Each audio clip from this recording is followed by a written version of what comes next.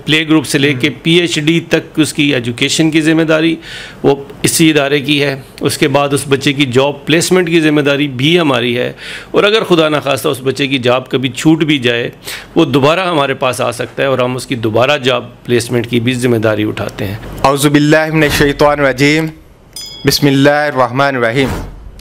नाज़रीन, मैं हूँ आपका मेज़बान AK आज़ाद। आप देख रहे हैं नवाए इंसान। नाज़रीन, आज हमारी खुशकिस्मती है कि मनहाजुल कुरान वेलफेयर फाउंडेशन का एक इदारा आगोश, उनके डायरेक्टर जनाब कर्नल मुबशर इकबाल साहब हमारे साथ मौजूद हैं। गुफ्तगू करेंगे कि आगोश अदारा किस तरह से काम कर रहा है, कब से क़याम अमल में आया, अपना काम कर रहा है, और यहाँ पर यतीम बच्चों के साथ साथ दीगर बच्चे भी तालीम और तदरीस हासिल करते हैं, और इसके साथ साथ यतीम बच्चों को यहाँ पर किस तरह से तालीम दी जाती है और यहाँ का सिलेबस क्या है, और दीगर हम सवालात जनाब कर्नल मुबशर इकबाल साहब से पूछते हैं कि वो इस अदारे में एज ए डायरेक्टर की खिदमत सर अंजाम दे रहे हैं, वो अदारे के साथ कब से मुंसलिक हैं और ये अदारा किस तरह से चलता है। जी अस्सलाम वालेकुम सर। जी वालेकुम अस्सलाम, बहुत शुक्रिया आपका। Sir, first of all Minhajul Quran welfare foundation का एक ज़ैली इदारा जो है ये कब से काम कर रहा है और किस तरह से काम करता है, मुख्तसर तारफ़ के लिए रिक्वेस्ट करूँगा। जी, हमारा ये आगोश ऑर्फन केयर होम जो है ये 2005 में जब शुमाली इलाका जात में ज़लज़ला आया था, जिसमें बेशुमार बच्चे यतीम हो गए, कुछ बच्चे बेसहारा हो गए, उस वक़्त जो है वो हमारे सरपरस्त आला हज़ूर शेखुल इस्लाम जनाब प्रोफेसर डॉक्टर तैयबुल कादरी साहब ने ये सोचा कि वहाँ पे जो बच्चे यतीम हो गए हैं या बेसहारा हो गए हैं, उन बच्चों के लिए कोई परमानेंट हल तलाश किया जाए। और वो परमानेंट हल इस तरह उनके ज़हन में आया कि इन बच्चों को ना सिर्फ शेल्टर दिया जाए, ना सिर्फ खाना पहुंचाना या शेल्टर देना ही पर्पज़ नहीं था। उनका बुनियादी मकसद जो था वो ये था कि हम इन बच्चों को तालीम के ज़ेवर से इस तरह आरास्ता करें कि कल ये बच्चे अपने पाँव पर खड़े हों और एक ज़िम्मेदार शहरी के तौर पर अपना जो है ना वो फ़राइज़ सर अंजाम दें, ना सिर्फ अपना सहारा बने बल्कि अपने घर वालों का सहारा बने। तो उसको पेश नज़र रखते हुए 2005 के बाद से ये इदारा कायम हुआ, और अल्हम्दुलिल्लाह पिछले 16 साल से ये इदारा जो है वो यतीम बच्चों की कफ़ालत की ज़िम्मेदारी उठाए हुए है। और अभी हमारी जो है वो रिस्ट्रिक्शन सिर्फ कश्मीर पे नहीं है, हम लोग पूरे पाकिस्तान से बच्चे, ऑर्फन बच्चे, यतीम बच्चे हमारे पास आते हैं, जिसमें गिलगित बल्तिस्तान, बलूचिस्तान, इंटीरियर सिंध, हत्ता कि मतलब तमाम इलाकों के बच्चे जो है हमारे पास आ रहे हैं। तो ये बेसिकली इदारा 2005 से कायम है और अल्हम्दुलिल्लाह बड़े अच्छे तरीके से काम कर रहे हैं। सर, आप कब से इस अदारे में एज ए डायरेक्टर की ज़िम्मेदारियाँ संभाले हुए हैं? जी, मुझे 5 साल हो गए मिनहाजुल कुरान से मुंसलिक हूँ मैं, और इससे पहले जो है वो मैं मिनहाज यूनिवर्सिटी में एज डायरेक्टर एडमिनिस्ट्रेशन भी काम करता रहा, और अभी तकरीबन पिछले 2 साल से मैं आगोश ऑर्फन केयर होम का डायरेक्टर के तौर पे काम कर रहा हूँ। जी, बहुत शुक्रिया सर। सर, इसी तरह आपने शेखुल इस्लाम डॉक्टर अल्लामा ताहिरुल कादरी साहब का जिक्र किया। सर, उनका जो मिशन है, उनका विजन है, वो कहते हैं चेहरे नहीं निज़ाम को बदलो। तो मैं पूछना चाहता हूँ, अब माशाल्लाह से जिस तरह से तालीमी सेटअप है, एजुकेशन के ज़रिए से आप यतीम बच्चों को, बाकी बच्चे भी यहाँ पे होंगे, वो तो मैं बाद में सवाल करता हूँ, आप सिलेबस क्या पढ़ाते हैं इन बच्चों को ताकि वो सिस्टम को चेंज करने के लिए, उनको शऊर देने के लिए, अमूमी सिलेबस जो हमारे दीगर तालीमी अदारों में पढ़ाया जाता है, या कि इसमें कुछ मुनफरद भी है? जी, आगोश ऑर्फन केयर होम जो है अल्हम्दुलिल्लाह हम ये क्लेम करते हैं कि पाकिस्तान में जितने भी ऑर्फनेज हैं हम सबसे मुख्तलिफ हैं, और इसकी ख़ास वजह जो है वो जो आपने अपने इंट्रो में बताई, अभी क्वेश्चन में आपने पूछा, वो शेखुल इस्लाम का वो नज़रिया है निज़ाम बदलने का। आप ये शायद आम लोगों को इतना एहसास ना हो कि, लेकिन आप ये देखें कि अभी माशाल्लाह हर बंदे के अपने बच्चे भी होते हैं, और आजकल इतनी महंगाई के दौर में अपने 2 बच्चों को पालना, उनको अच्छी तालीम देना कितना मुश्किल काम है। और यहाँ पर 250 बच्चे जो हैं इस वक्त, मैं आगोश सिर्फ लाहौर की बात कर रहा हूँ, हमारा आगोश जो है वो कराची में भी है और सियालकोट में भी है। मैं सिर्फ लाहौर के हवाले से आपसे बताऊँगा कि 250 बच्चों की जो कफ़ालत की ज़िम्मेदारी यहाँ पे उठाई गई है, और वो कफ़ालत की ज़िम्मेदारी उनकी प्ले ग्रुप से ले कर PhD तक बच्चों को जो है ना वो तालीम के ज़ेवर से रास्ता किया जाता है। तो 250 बच्चों की कफ़ालत का निज़ाम संभालना और इतना वसी अखराजात को मेंटेन करना, बर्दाश्त करना कोई आसान काम नहीं है। और मेरे ख़्याल में इससे बढ़कर इंसानियत की खिदमत हो ही नहीं सकती, जो हमारे हजूर शेखुल इस्लाम के नज़रिए के मुताबिक आप जिस मर्ज़ी तबके फ़िक्र से ताल्लुक़ रखते हों, आप इस चीज़ से इनकार नहीं कर सकते कि माशरे का ये अंडर प्रिविलेज्ड बच्चे जो हैं, जो यतीम बच्चे हैं, इनकी जो कफ़ालत की ज़िम्मेदारी इस इदारे ने उठाई है, इससे बढ़कर कोई इंसानियत का काम अगर कोई है तो मुझे बताएं।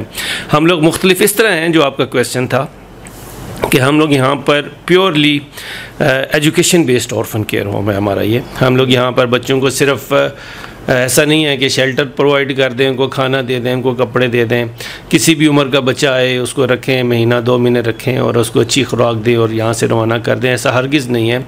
असल में हमारा इदारा जो है वो आगोश बच्चों को अडॉप्ट करता है। हम लोग जब एक दफ़ा बच्चे को अडॉप्ट कर लेते हैं तो फिर वो बच्चा हमारा है, चाहे वो प्ले ग्रुप से लेके PhD तक उसकी एजुकेशन की ज़िम्मेदारी वो इसी इदारे की है। उसके बाद उस बच्चे की जॉब प्लेसमेंट की ज़िम्मेदारी भी हमारी है, और अगर खुदा न खास्ता उस बच्चे की जॉब कभी छूट भी जाए, वो दोबारा हमारे पास आ सकता है और हम उसकी दोबारा जॉब प्लेसमेंट की भी ज़िम्मेदारी उठाते हैं। तो इस तरह का मतलब, ये कहने का मतलब है कंप्लीट पैकेज हम एक ऑर्फन बच्चे को देते हैं, जिसमें उसकी यहाँ पर रिहाइश, उसका यहाँ पर जो खाना है, वो किसी भी लिहाज से मिडल और अपर मिडल क्लास पाकिस्तान की जो फैमिली है उससे कम नहीं है। एक आम फैमिली ये इन्वायरमेंट अफोर्ड नहीं कर सकती। अच्छा, दूसरा आपने जो सिलेबस का क्वेश्चन किया मेरे पास, हम लोग यहाँ पे बच्चों का, हमारा एक प्रॉपर ग्रामर स्कूल है यहाँ पे, और is one of the renowned school in the area. हम यहाँ पे जितने भी हमारे पास ग्रामर स्कूल्स हैं, हम उन सब के साथ कम्पीट करते हैं, और हमारे बच्चे अल्हम्दुलिल्लाह हर साल बोर्ड में जो है वो 96%, 97%, 98% मार्क्स भी गेन करते हैं। तो ये हमारी जो है वो इस तालीम के साथ साथ हमारे ख़ास जो है वो यहाँ पे बच्चों के जो डिफरेंट है सिलेबस, वो ये है कि हम लोग यहाँ दीनी तालीम भी देते हैं दुनियावी तालीम के साथ साथ। उसमें बच्चों की करैक्टर बिल्डिंग, उनकी बच्चों की रोज़मर्रा की ज़रूरियात, उनकी बच्चों की जो है ना वो दीन की समझ बूझ, क्योंकि जो आपको सिलेबस में सिर्फ पढ़ाने से बच्चों को वो दीन की समझ बूझ नहीं आ सकती। तो हम लोग यहाँ पे बच्चों का बड़ा रूटीन के साथ जो है वो एक सिस्टम रखा हुआ है उनकी करैक्टर बिल्डिंग का। हमारे पास एक प्रॉपर जो है वो बच्चों का जो है वो एक क्लब है, जिसमें महीने में 2 से 3 दफ़ा हम लोग अच्छे रिनाउंड स्कॉलर्स जो है वो एज अ गेस्ट स्पीकर बुलाते हैं, जिसमें जो है डिफरेंट सब्जेक्ट्स पे, डिफरेंट टॉपिक्स पे वो बच्चों को जो है ना वो तरबियत देते हैं। तो इस लिहाज से हम लोग थोड़े से डिफरेंट हैं बाकी तमाम ऑर्फनेज से।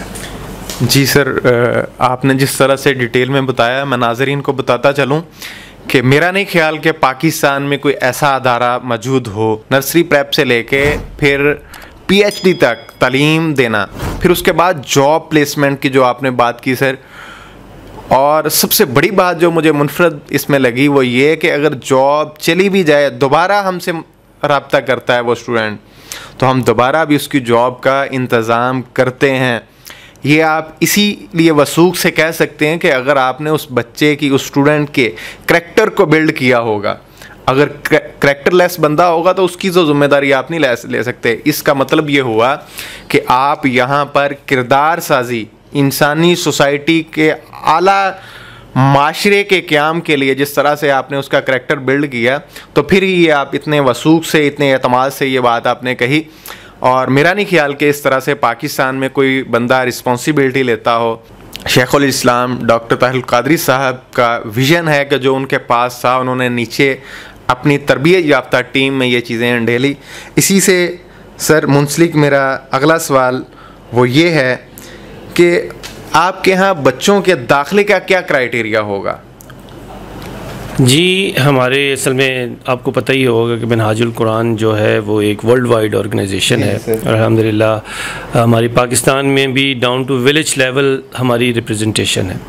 तो हमने कुछ क्राइटेरिया सेट किया हुआ है, कुछ प्री रिक्विजिट सेट किए हुए हैं। वो इस तरह हैं कि हम जो है वो 3 साल से 11 साल के बच्चों को लेते हैं, यहाँ पे एडमिशन देते हैं। और जैसा कि मैंने आपको बताया हम लोग एजुकेशन बेस्ड ऑर्फनेज हैं, तो 3 से 11 साल के बच्चे को तालीम उसकी ज़रूरी है कि वो उससे अपनी एज से रेलेवेंट जो है वो उस क्लास में होना चाहिए। मिसाल के तौर पे अगर हम 10 साल का बच्चा, एक ऑर्फन बच्चा हमारे पास आता है तो आइडियली उसको क्लास 5 या 6 में होना चाहिए। तो हम उसी क्लास के हिसाब से उसका टेस्ट लेते हैं। फिर हमारे कुछ डॉक्यूमेंटेशन की कंपलसरी है कि जी कि बच्चे वालिद उसका जो है ना वो या तो अनफॉर्चुनेटली वो बच्चा यतीम हो, वालिद की वफ़ात हुई हो तो उसका डेथ सर्टिफिकेट नादरा से इशूड जो होता है वो चाहिए होता है हमें। और अगर एक हमारे पास एक और कैटेगरी भी है कि अगर एक वालिद जो है वो वाहिद सहारा है अपने फैमिली की अर्निंग का और किसी एक्सीडेंट के ऊपर या किसी बीमारी की वजह से अगर वो पैरालाइज्ड हो जाता है, बेड रिडन हो जाता है, वो अपने बच्चों की अर्निंग जो है वो अफोर्ड नहीं कर सकता, उनकी एजुकेशन अफोर्ड नहीं कर सकता, तो हम उसके बच्चे को भी ये मिस्कीन कैटेगरी में हम ऑर्फन पैनल पे लेते हैं क्योंकि वो भी इक्वली डिज़र्विंग है। अच्छा, इसके बाद हम लोग जो है वो एक फैमिली का एक ही बच्चा लेते हैं ताकि ज़्यादा से ज़्यादा फैमिलीज़ को अकोमोडेट किया जाए।